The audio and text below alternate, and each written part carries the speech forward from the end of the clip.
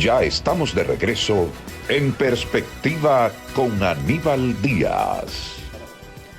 Buenas noches, mis amigos. Como lo había dicho en la introducción, estamos en campaña electoral y hemos visto a través de las redes, de los diferentes medios de comunicación, prensa, una especie de colocación, yo diría que virtuosa, rápida, fugaz, de un amigo a quien en la introducción les decía que tengo la bonomía de conocerle hace más de 20 años, a él y su familia. Y ahora con él aquí lo voy a decir a quién me refiero de su familia.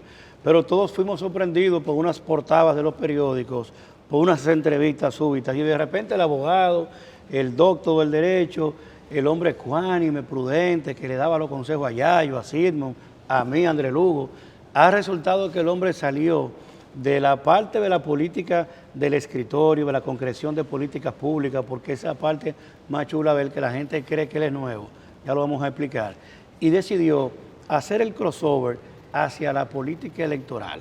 Así que con nosotros y con ustedes, mi querido amigo, el diputado Jorge Amado Méndez. Aníbal, qué gusto estar, qué gusto venir. La verdad que yo debo de ser uno de tus oyentes más fuertes, de verdad.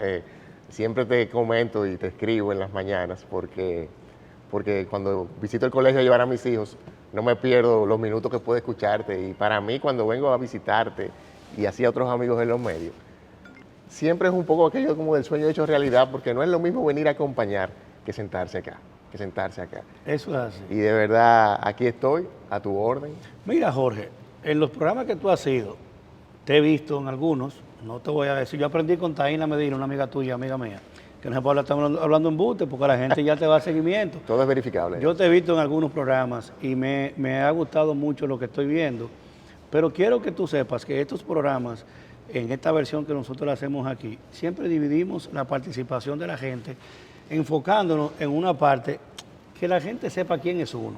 A veces cuando colocamos vallas, salimos en los periódicos, o somos amigos de gente muy famosa como Yayo, uno se cree que es verdad que todo el mundo nos conoce. O si tú hablas en radio, como en mi caso en la Z, y tú hablas en televisión, como aquí, quizás tú crees que todo el mundo te conoce, pero no es así. Hay una parte de la gente que tiene referencias, que nos ve entre un swapping y otro. Pero ¿quién es Jorge Amado? Vamos a preguntarle al amigo para que le diga a la gente, porque yo sé quién eres tú, pero ¿quién es Jorge Amado? Mira, Jorge Amado es un esposo, padre de 3, abogado, tengo 44 años. Los últimos 25 dedicado a la actividad privada, individual, en gran medida haciendo negocios, haciendo familia, encaminando. Sí tengo que reconocer que una vinculación muy estrecha con lo que fue el PRD histórico, lo que es la fundación del PRM, pero más como decías bien, como colaborando, ¿no? Desde el punto de vista técnico, desde el punto de vista del tiempo, financiero, dando la mano a otros candidatos, a otros precandidatos. Históricamente, todo lo que ha ocurrido desde la campaña del 98 a la fecha. Ahora bien, Jorge Amado, sentado en su casa hace 6 semanas, Aníbal, notaba que se abría un proceso en la circunscripción número 1 del Distrito Nacional en todo el país, donde el PRM llamaba a una convención a través de primarias para elegir, a través de encuestas, sus candidatos a diputados. Y yo notaba que la circunscripción número 1 del distrito, que es la que nací, la que vivo, la que me he desarrollado, ameritaba quizá de un mensaje, de un perfil que yo podía intentar llenar o llevar. Y ahí dije, bueno, acá, pero si le decíamos hace 7, 8 años al país que tenía que entregar la conducción del Estado Dominicano en manos de un hombre en ese momento sin experiencia en la cosa pública, hablo del presidente, Luis Abinader. Si le decíamos eso a mi familia y yo entendía que era el momento ya de aportar mi granito de arena, Aníbal. ¿Por qué? Porque en este país hay oportunidades, Aníbal. Lo que pasa es que no la hay en la cantidad que quisiéramos. Y hay que demostrarle a la gente que sigue, que te ve a ti, que me ve a mí quizá en el ámbito privado, ahora en el político, de que aquí se puede triunfar, de que no hay que irse al extranjero a poder desarrollarse, de que aquí en este país hay oportunidades, así como la tuviste tú, la tengo yo, y que se puede ir a la política y desde la política poder contribuir a cambiar la vida de la gente, de toda la mayor cantidad posible, que eso es lo que realmente importa, Aníbal. Mira, tú has enfocado, y no lo has dicho ahí, pero él es esposo, él es padre, es hijo.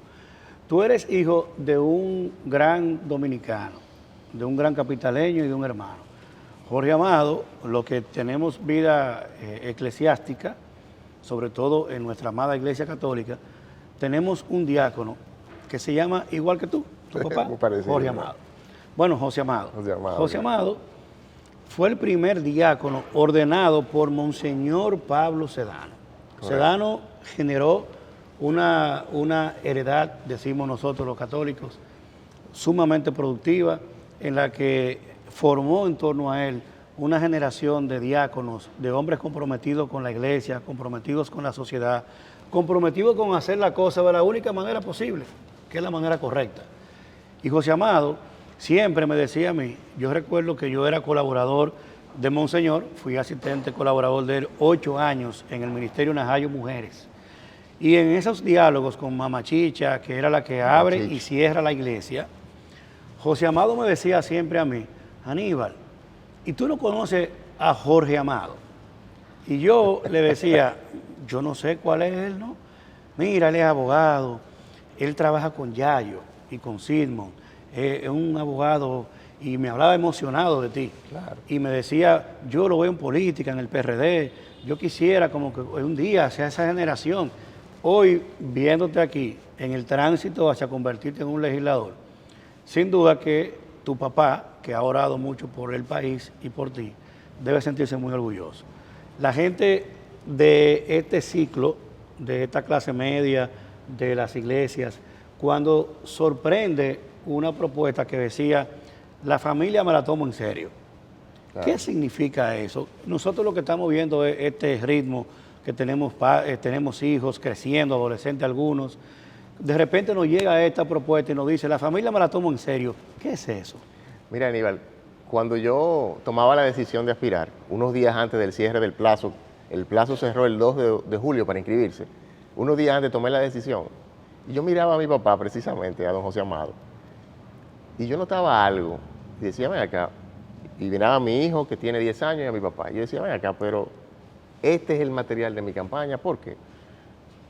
La familia dominicana y la familia en el mundo, la familia dejó de ser el tema cumbre. Y no creo que existiera un plan contra ella exactamente, pero ¿por qué lo digo? En los 70, en los 80, cuando yo crecí, la familia lo era todo. Aquel deseo de casarse, la empresa principal era juntarse con una buena chica o un buen novio, hacer un matrimonio joven, sacar aquella estufita, tener los primeros hijos. Y sobre ese núcleo, la sociedad construirse, eso era la familia, aquí en el mundo entero. Ahora bien, hay que entender que ahora, por la necesidad de proveer, quizás los padres tienen que cambiar el tiempo de cantidad, sustituirlo por tiempo de calidad, ambos tienen que salir a trabajar, los políticos tienen que concentrarse en el desarrollo económico, tecnológico, y la familia como tal ya ha dejado de ser ese centro del debate, ese forjar camino. Y yo notaba en mi papá, por ejemplo, y decía, ven acá, pero la familia, así como no es el tema, veía a la gente de la edad de papi y decía, ven acá, pero a una persona en este país, después de los 65 años, se le hace tan difícil emprender, pero muy difícil emprender, por no decirte de conseguir un empleo, es casi imposible conseguir un empleo. Yo notaba eso en esa edad y decía, ven acá, pero si estamos promoviendo, por ejemplo, que lo veo muy bien desde el Congreso, un programa de primer empleo para jóvenes que salen de la universidad y entonces una parte de lo que gastan los empresarios en la nómina, de lo que gasten contratando ese tipo de jóvenes puede hacer descontado del impuesto sobre la renta. Yo decía, o sea, que sea motivante para un empresario contratar jóvenes de esa edad, con esa característica. Cuando yo miraba eso, yo decía, pero ven acá, pero también debemos de pensar en crear algún programa de que esa persona, habría que ver las estadísticas, después de los quizás 65, 70 años, que los empresarios que lo contraten también tengan una satisfacción, o sea, puedan usar parte de lo que pagan para contratar ese sector o esa categoría de empleados, y se ha descontado del impuesto sobre la renta. Lo decía, pero ¿por qué no? Si a esa edad no necesitan, y lo creo justo también, Aníbal, ¿por qué? Porque pienso en la edad de nuestros padres, esa gente nos ha sacado adelante a nosotros, a ti, a mí, a nuestros hijos. O sea, ¿cómo va a ser que lo vamos a abandonar al final? Y te voy a decir algo, a esa edad no solamente es un tema solo de tener una entrada económica, algunos la tienen, algunos tienen pensiones, ahorros, es un tema de sentirse utilizado. Oye, necesitan hacer ejercicio, levantarse, ir a un trabajo y volver a su casa, es el ejercicio diario que necesitan, por ponerte un ejemplo. Entonces yo notaba eso es familia, eso es promover la familia, protegerla, incentivarla, así como incentivamos la industria, el turismo, la zona franca, todo lo incentivamos porque no podemos pensar en la familia, el núcleo de la sociedad. Después nos quejamos de que las células quizás no son las que quisiéramos, pero vamos a proteger el núcleo. Un matrimonio joven, eso es familia. Cuando uno piensa, ven acá, vamos a remontarnos. Yo tengo 44 ahora, hace un tiempito de esto, pero cuando tú tienes 20, 21 años, que tienes tu novia, que vas a hacer matrimonio, que vas a comprar ese primer apartamentito, ¿por qué no puede venir el gobierno y decir, bueno, mira, a ese matrimonio joven vamos a premiar que la gente se case, se junte en matrimonio y haga empresa? Vamos a exonerarle del impuesto a la transmisión inmobiliaria de esa primera vivienda dentro de los 5 años del matrimonio, por ejemplo, a ese primer matrimonio. Y tú te pones a pensar que quizás ahora, a los 44, el 3% de la compra de un inmueble de esos costos no es tan insignificativo, no se nota tanto, pero a los 21 años ese puede ser el espaldarazo que hacía falta, el empujón que hacía falta para motivar a que esa pareja, a que ese anillo se compre, se entregue, vayan al altar y tiren para adelante y hagan una familia bonita y sobre eso podamos construir país. Por ponerte otro ejemplo, eso es familia. Familia es el niño que se está educando, como los hijos de nosotros, que a veces me hablan, y no sé si te pasa a ti, con una vocación como de que sus sueños se tienen que cumplir en el extranjero. Pero ¿por qué? No, hay que echar el pleito acá. El extranjero, muy bien para prepararnos, muy bien, no podemos tampoco limitarlo porque en un mundo tan globalizado pueden trabajar en cualquier lugar, se están preparando para eso. Pero que sea una opción, una elección, no una necesidad de que no encuentren un empleo bien pago porque nuestra economía no lo provee. Todo eso es familia, y déjame decirte algo, qué bueno que tú lo dijiste, mencionaste a mi papá, y como es mi caso, no estoy violando ninguna confidencialidad. Cuando yo hablo de familia, porque mucha gente pudiera pensar que familia es un modelo, como un boceto de un papá, una mamá y 2 niños, ¿no? No. Familia es el padre que enviuda como el mío. Mi madre murió cuando yo tenía 5 años, Aníbal, y mi papá me sacó adelante, a mí y a mis hermanos. Yo, si puedo decir, o hablo por mí, mi familia es infuncional, si a eso vamos. Claro. Sin embargo, eso es familia. Y mi papá hizo lo que podía hacer y nos sacó adelante y nos inculcó valores. Familia es la madre soltera, familia es el abuelo que tiene que hacerse cargo de los nietos porque los padres quizá no, por un embarazo temprano. Familia es la madre soltera, familia es la madre soltera viuda, familia es la madre soltera o no soltera, la madre que está sola con el niño aquí porque el papá está en España mandando remesas. Todo eso es familia.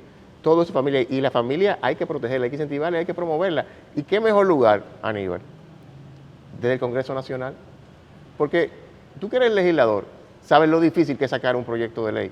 Quizá un legislador de 190, nuevo como yo, se le haga muy difícil promover un proyecto concreto. Ahora, uno de 190 ahí dentro, con ese micrófono, abrazando temas de la familia, temas de la educación familiar, temas de la salud mental, que quiero apoyarte, temas como la ley de protección a personas con trastorno del espectro autista, Aníbal, que si bien hay que mejorar esa ley, óyeme, vamos a meternos en Hacienda, en salud pública para sacar lo que de ahí se pueda echar adelante y ponerlo en práctica, porque esa familia con niños con autismo no aguantan más, Aníbal. Hay tanto que puede hacer un legislador por la familia. Y no es solo llevar el tema, hay muchísimo que hacer y yo quisiera poder ser parte de eso. Bueno, como hemos visto, el tema no se trata de pelear familia versus ideología. No.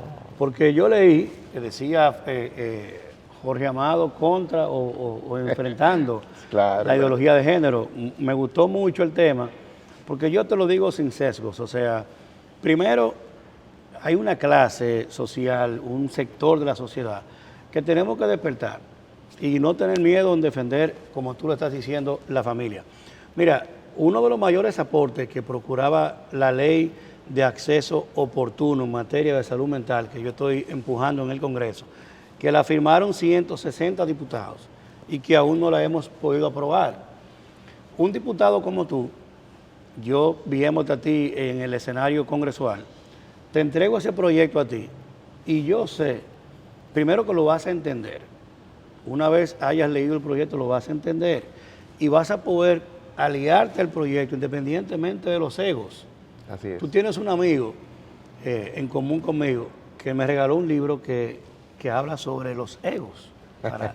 No sé si tú lo recuerdas, el libro.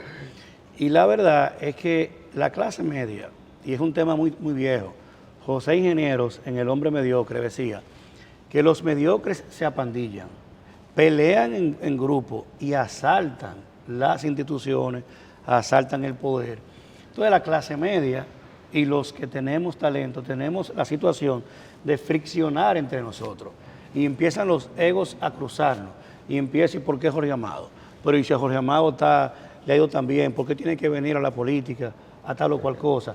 Al final, la clase media necesita que cada vez más gente igual que uno, que piensa como uno, que razona como uno, venga al ejercicio de la política a mejorar la composición de calidad. Totalmente de acuerdo. Tú eres una persona con la formación para el tema y por eso te escuchaba con el tema de la familia y creo que estamos muy claros. Pero te voy a decir lo siguiente.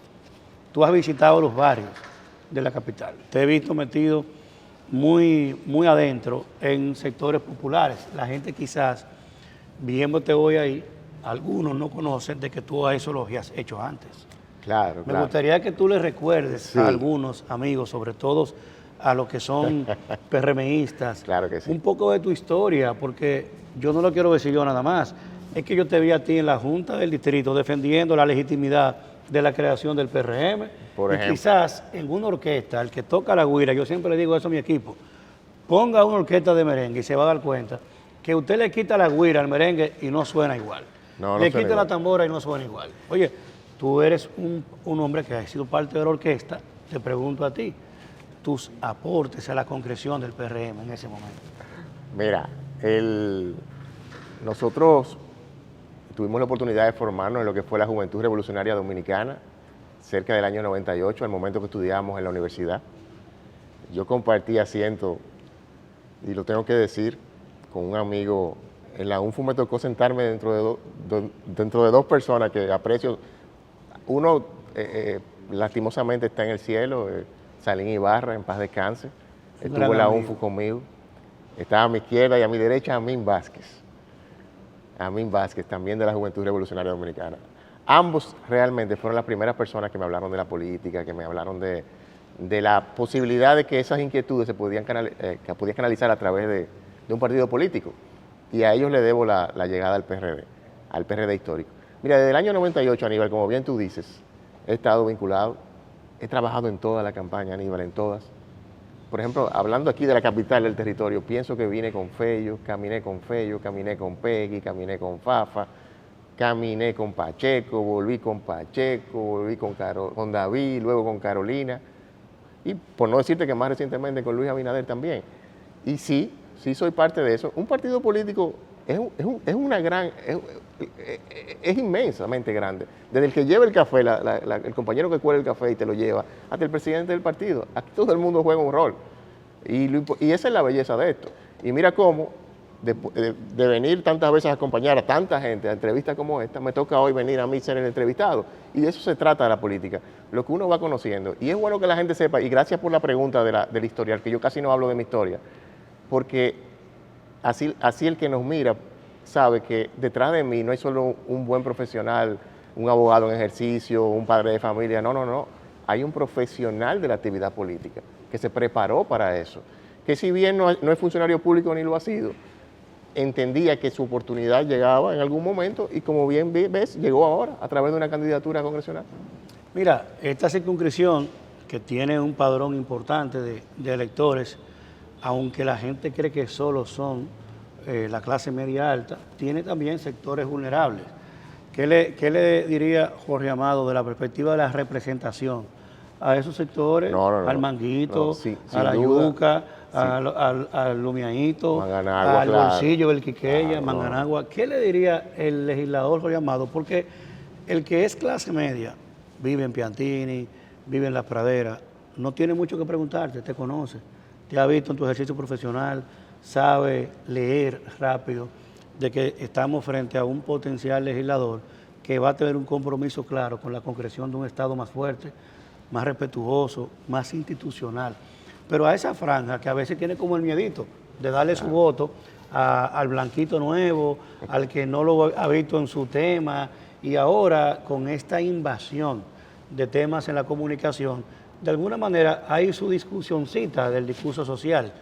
En mi caso, que soy un perfecto híbrido, porque soy un perfecto clase media, tuve a Dios la gracia de desenvolverme en el millón, de vivir en medio de todos los muchachos, caminaba y amanecía jugando basquetbol con los Enriquillo y la Nacagona, pero también bajaba aquí a Herrera y jugaba en Herrera, basquetbol en los dos sitios. Entonces, uno que se monta en el ascensor de la sociedad, uno conoce lo más rico que su gente.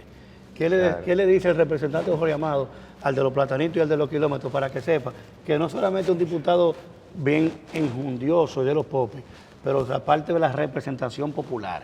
¿Qué le decimos a ellos? Que los entiendo. Mira, ¿quién te habla? Tú hablabas del reverendo diácono de papi, pero mi papá fue un provinciano que en los años 60, finales de los 60, no sé qué fue lo que pasó en el país, salieron todos para la capital y llegaron y la poblaron la capital. Mi papá es un cibaeño que llegó a finales de los 60, un comerciante que aquí hizo pininos, aquí hizo familia, con imagínate las limitaciones del que viene del campo, ¿no? Y un hombre que se preparó, que hizo trabajo, que sacó su familia adelante y de algún modo hizo un gran esfuerzo para podernos llevar a estudiar. Entonces yo lo que le digo al que nos está escuchando precisamente en esos sectores que tú dices, míreme a mí, hay oportunidad, se puede llegar, hay que salga a buscar su oportunidad, no se cansen. Y cuando llegue esa oportunidad, porque no es solo oportunidad, Aníbal, oportunidad y esfuerzo personal, es la combinación de ambos que va a hacer trascender. Entonces yo lo que te diría es, a ese público específico, es que no se cansen, salgan a hacer su oportunidad, empujen y con disciplina salgan adelante, porque sí se puede. Es verdad que nos corresponde a nosotros, los que conducimos la economía, la política, tratar de crearle más oportunidades, porque es sencillo, educación y más educación. Sin eso los pueblos no avanzan. Ahora bien, pongámosle disciplina. Y a esa gente, yo voy a ser diputado, no es de un sector, no es de los Cacicagos, ni de la Ciudad Nueva. Yo voy a ser diputado de toda la circunscripción número 1. Y voy más allá. Yo voy a ser diputado del país. O sea, diputado de aquí, pero yo de algún modo también represento a todos los dominicanos, el que está en Pedernales, el que está aquí. En la circunscripción número 1 tenemos casi 500.000 electores. 500.000 electores. Estamos hablando desde que directamente, ese micrófono que yo me presento en el Congreso, cuando yo estoy hablando por 300, 400.000 personas, que son los electores por todos, y vienen de todos los sectores de la capital, de la torre, como de la casita, como de lo que está más apretadito, de todos los sectores de la capital. Y lo que trataremos de llevar al Congreso es, hay un amigo que creo que vas a entrevistar después, que me enseñó muy joven, que tengo que decir que es una de las personas que yo más respeto y de algún modo en una parte de mi vida siento que fui su protegido, y quisiera que lo dijera él más adelante, que me enseñó a mí muy joven de que la importancia no es lograr un favor individual para una persona, que la importancia es buscar lo más posible, la mayor cantidad de favores colectivos que impacten a mucha gente. El problema no es yo poder llevar una receta, el problema no es yo poder llevar una beca a un compañero en específico, a un amigo, a un habitante de la circunscripción. Es cómo yo puedo lograr que la salud funcione mejor, que a través de mi influencia como legislador se pueda ampliar un hospital, o que en vez de una beca puedan llegar 300, 400 becas de manera directa a un sector. Eso es impactante, eso es un favor colectivo que se tiene que poder, como legislador, uno gestionar a través de las instituciones públicas.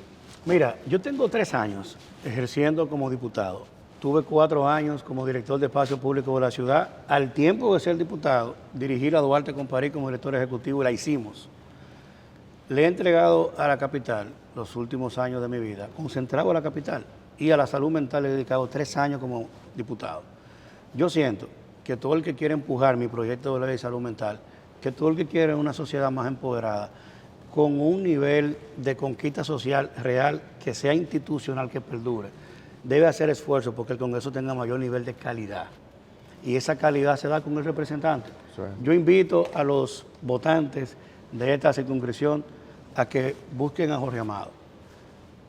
Hablen sobre él, indaguen sobre él, vayan a la parroquia El Buen Pastor y conozcan a su papá, que su papá es un ciudadano ejemplar y es un hombre de Dios en la tierra, a quien yo quiero muchísimo. Y le debía a tu papá hacer un esfuerzo para que tú seas diputado. Te felicito y te deseo lo mejor. Que Dios te acompañe, que la misericordia de Dios te cubra y te dé la oportunidad de ser un hombre de Dios ahora en la política. Muchísimas gracias, de verdad que sí.